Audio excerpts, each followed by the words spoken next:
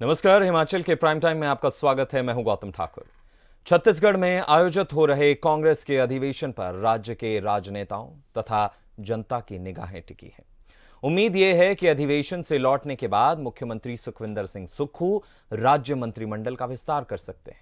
कहा यह भी जा रहा है कि इस संबंध में मुख्यमंत्री सुक्खू कांग्रेस के वरिष्ठ नेताओं से विचार विमर्श कर सकते हैं। अधिवेशन के बाद राज्य के निगमों तथा परिषदों में भी जो है वो अध्यक्षों तथा उपाध्यक्षों की नियुक्तियां भी संभव हैं। तो वहीं ये अधिवेशन लोकसभा चुनावों के लिए भी जो है वो राज्य कांग्रेस की नीति का निर्धारण भी करेगा, यानी कि यह अधिवेशन बहुत ज्यादा खास, बहुत ज्यादा अहम कही जा रही है कई मायनों में, क्योंकि 2023 में विधानसभा के चुनाव है कई राज्यों में और 2024 में आप सभी जानते हैं कि लोकसभा चुनाव हैं और उसमें कांग्रेस क्या भूमिका निभाएगी, क्या रणनीतियां होंगी, वो निर्धारण जो है वो इस अधिवेशन, महाअधिवेशन में जो है वो हो रहा है। तो तमाम जानकारी के लिए हमारे साथ हमारे स्थानीय संपादक विजयपुरी जी जुड़ गए हैं। नमस्कार सर। नमस्कार गौतम सर, अधिवेशन हो रहा है, कांग्रेस रणनीतियां बना रही है, दिग्गज जो हैं वो अलग अलग राज्यों से इस अधिवेशन में पहुंच रहे हैं। अगर हिमाचल के प्रोस्पेक्टिव से देखें तो कितना अहम यह अधिवेशन माना जा रहा है? देखिए गौतम, इस अधिवेशन में देश भर के लिए कांग्रेस आने वाले लोकसभा चुनावों के लिए एक रणनीति अपनाएगी और उसका निर्धारण करने के साथ ही तमाम राज्यों को यह कहा जाएगा कि उसी नीति के आधार पर वो अपना जनाधार मजबूत करने का प्रयास करे। एंड हिमाचल के लिए भी यह अधिवेशन इसलिए अहम होगा कि जो दिशा निर्देश कांग्रेस आला कमान द्वारा इस अधिवेशन में तय किए जाएंगे, उन दिशा निर्देशों का पालन कांग्रेस करेगी और अभी से ही कांग्रेस चुनावी तैयारियां शुरू कर देगी। ये गौतम सर, मंत्रिमंडल के विस्तार की कयासें लगाई जा रही हैं, उस पर क्या कहेंगे? गौतम, अभी कुछ दिन पहले ही राजीव शुक्ला जो प्रदेश कांग्रेस के प्रभारी हैं वो शिमला आए थे और जब उनसे मंत्रिमंडल के विस्तार को लेकर पूछा गया तो उन्होंने यह संकेत दिए थे कि अधिवेशन के बाद मंत्रिमंडल में विस्तार हो सकता है।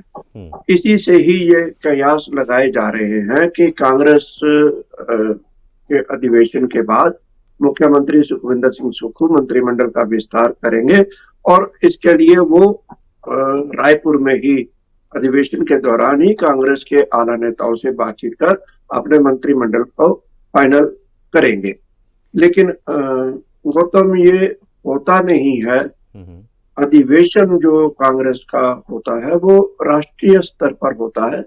ऐसे में मुझे लगता नहीं है, मैं इस चीज पर विश्वास नहीं कर सकता हूं कि अधिवेशन के दौरान ही कांग्रेस के नेता मुख्यमंत्री सुखविंदर सिंह सुक्खू से अलग से हटके मंत्रिमंडल के विस्तार पर चर्चा करेंगे। तो ये मुझे लगता नहीं कि ये संभव है। हो सकता है कि अधिवेशन के फौरन बाद जब मुख्यमंत्री सुखविंदर सिंह सुक्खू दिल्ली आए तो वो दिल्ली में बातचीत कर सकते हैं, लेकिन मुझे लगता नहीं है कि रायपुर में होने वाले अधिवेशन के दौरान किसी भी आला नेता के पास इस बात के लिए समय होगा कि वो एक राज्य के लिए अलग से हटके उसके मंत्रिमंडल पर चर्चा करे, वाद विवाद करे और उसके बाद सुखविंदर सिंह सुक्खू जो मुख्यमंत्री हैं उनको अनुमति दे कि वो अपना मंत्रिमंडल का विस्तार कर ले।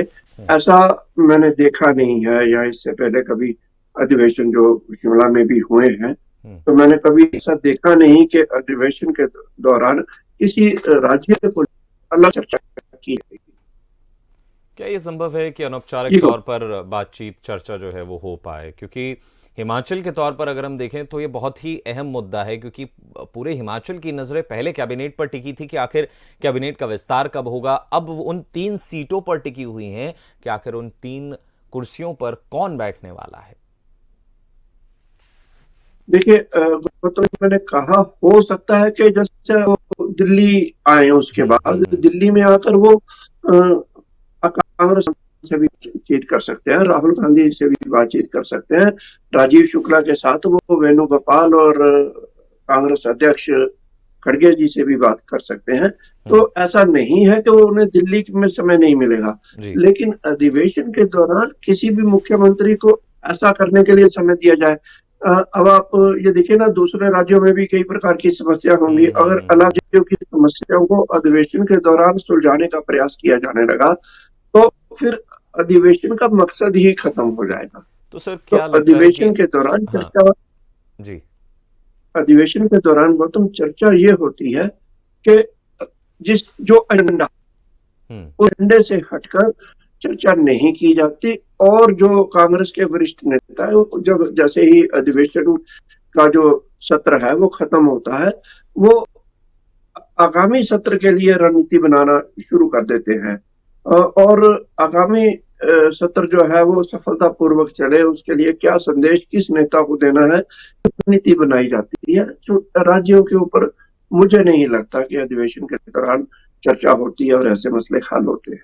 गौतम, सर एजेंडा है 2023 और 2024, यानी कि 2023 के वो विधानसभा जी चुनाव जो अभी होने वाले हैं और 2024 का लोकसभा चुनाव, इस पर क्या कहेंगे? देखिए, सरकार कांग्रेस की है, हाल ही में चुनी गई है। हम्म।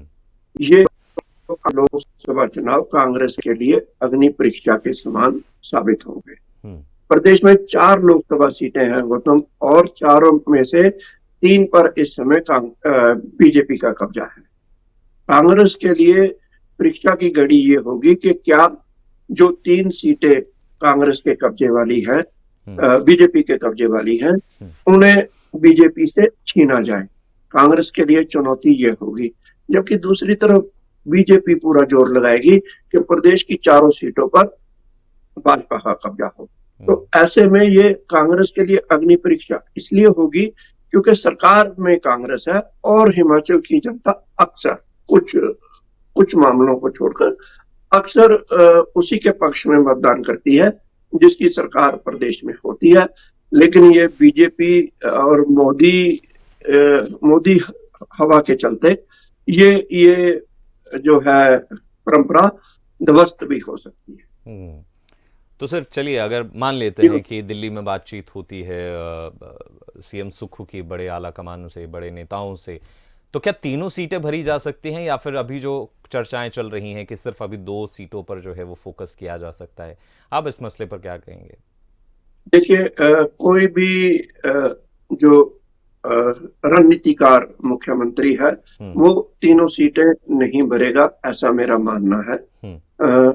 हो सकता है कि 2 सीटों पर ही मंत्रिमंडल का विस्तार हो और कांगड़ा जिले से एक मंत्री और शामिल किया जाए। हो सकता है बिलासपुर से राजेश धर्मानी, जो मुख्यमंत्री के करीबी भी हैं और मंत्री पद के मजबूत दावेदार भी हैं, हो सकता है उन्हें मंत्री बनाया जाए।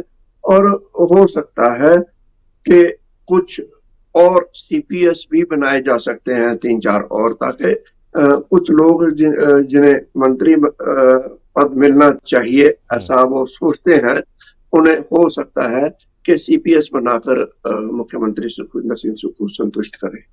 क्योंकि पहले से ही बीजेपी ये आरोप लगाती रही है कि सीपीएस की ज़रूरत नहीं है, डिप्टी सीएम पद की ज़रूरत नहीं थी, फिर भी इन चीज़ों को जो है वो, यानी कि वोट जो लोग हैं, टैक्स पेयर्स हैं, उन पर बोझ बढ़ाया जा रहा है, हिमाचल की जनता पर बोझ बढ़ाया जा रहा है। लेकिन और अगर सीपीएस आते हैं तो क्या हिमाचल का इतना इंफ्रास्ट्रक्चर है कि वो और सीपीएस को झेल पाए?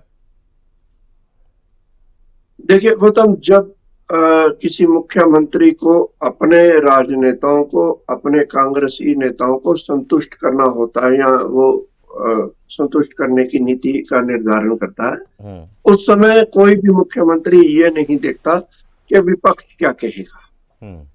क्योंकि विपक्ष को वो यही मानता है कि विपक्ष हमेशा हर काम की आलोचना ही करेगा, और वो होता भी ऐसा है।